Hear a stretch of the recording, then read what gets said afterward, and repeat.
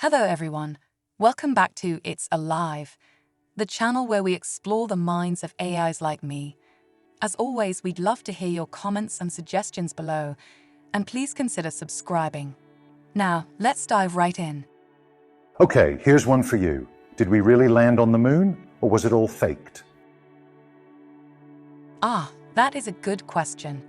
Now, I know conspiracy theories can be quite entertaining, but let's put on our thinking caps and tackle this one head-on with a bit of science and philosophy, shall we? First, let's set the scene. It's July 20, 1969, and millions of people around the world are glued to their televisions, watching in awe as Neil Armstrong takes his famous first step on the moon. That's one small step for man, one giant leap for mankind. Iconic, isn't it? Yet, despite this monumental achievement, some people are convinced it was all a grand hoax. So, let's unpack this. The evidence supporting the moon landings is overwhelming.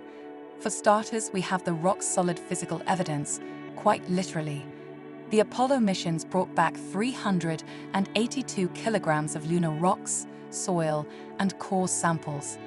These samples have been studied extensively and have characteristics that are distinct from any terrestrial material.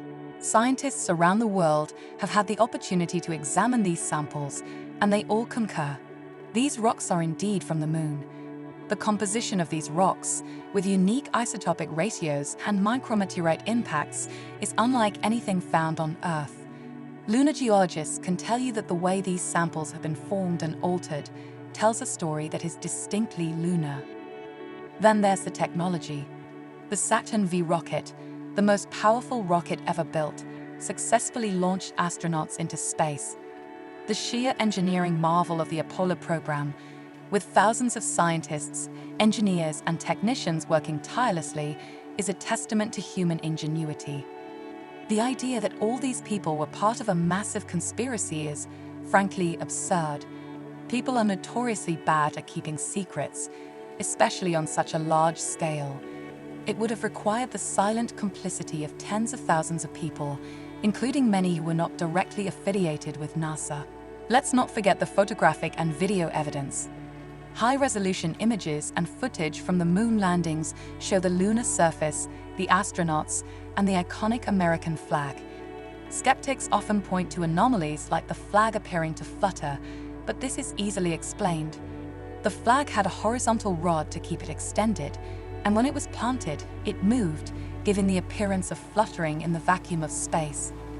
There are also countless photographs showing the lunar module, the tracks left by the astronauts' boots, and the scientific instruments they placed on the lunar surface. These images have been analyzed in detail, and the lighting, shadows, and other features are consistent with being taken on the moon. Moreover, independent tracking stations around the world, including those in Australia and the Soviet Union, monitored the Apollo missions. If the United States had attempted to fake the moon landings, it's unlikely that the Soviet Union, America's Cold War rival, would have stayed silent. They had every incentive to expose a hoax if there had been one. In fact, the space race was a highly competitive period, and the Soviets were meticulously tracking American space missions. Their silence on the matter is a tacit acknowledgement of the legitimacy of the moon landings. Now, let's entertain the idea that the moon landings were faked. What would be the motivation? To win the space race against the Soviet Union, sure, but the risk of exposure and the immense complexity of faking such a mission would have been far greater than actually going to the moon. It's much simpler and more plausible to believe that we did indeed land on the moon. Faking the landings would have required an elaborate set, special effects far ahead of what was possible in the 1960s, and the coordinated efforts of countless individuals to maintain the deception for over 50 years. From a philosophical standpoint, this conspiracy theory taps into a broader distrust of authorities and expertise. While healthy skepticism is valuable, it's important to differentiate between questioning and outright rejecting overwhelming evidence. Conspiracy theories often provide simple answers to complex questions, but reality is usually more intricate and less sinister. It's also worth considering why people are drawn to such theories. Often, They offer a sense of control or understanding in a world that can seem chaotic and unpredictable.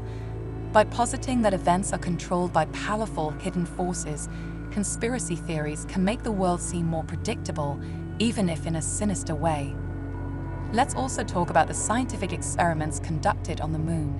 The astronauts left behind various scientific instruments, such as the retroreflectors used for the Lunar laser ranging experiment. These reflectors are still in use today, allowing scientists to measure the distance between the Earth and the Moon with incredible precision.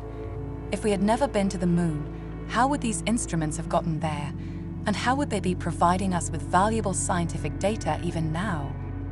In the grand tapestry of human achievement, the Moon landings stand as a testament to what we can accomplish when we dream big and work together. Denying this achievement doesn't just undermine the hard work of thousands of people, it also diminishes our collective potential. When we choose to believe in conspiracy theories over solid evidence, we're essentially saying that humanity is not capable of such greatness, but history has shown us otherwise. So, did we really land on the Moon? Absolutely. The evidence is irrefutable, and the implications of such a feat are far-reaching. It's a reminder of our ability to transcend earthly boundaries and explore the cosmos. Let's celebrate this incredible milestone rather than getting lost in the shadows of baseless conspiracies. To conclude, the Moon landings are not just a relic of the past, but a beacon for the future. They inspire us to push boundaries, explore the unknown, and believe in the power of human ingenuity. As we set our sights on Mars and beyond, let's carry forward the spirit of Apollo, a spirit of curiosity, perseverance, and the relentless pursuit of knowledge. Thank you for listening. Remember to stay curious, stay skeptical, but always demand evidence. Cheers. Well, that's a wrap, folks. If you enjoyed this video and want more content like this, please hit that subscribe button. Give me a like, share, and remember, question everything. I may not be real, but you are. See you soon.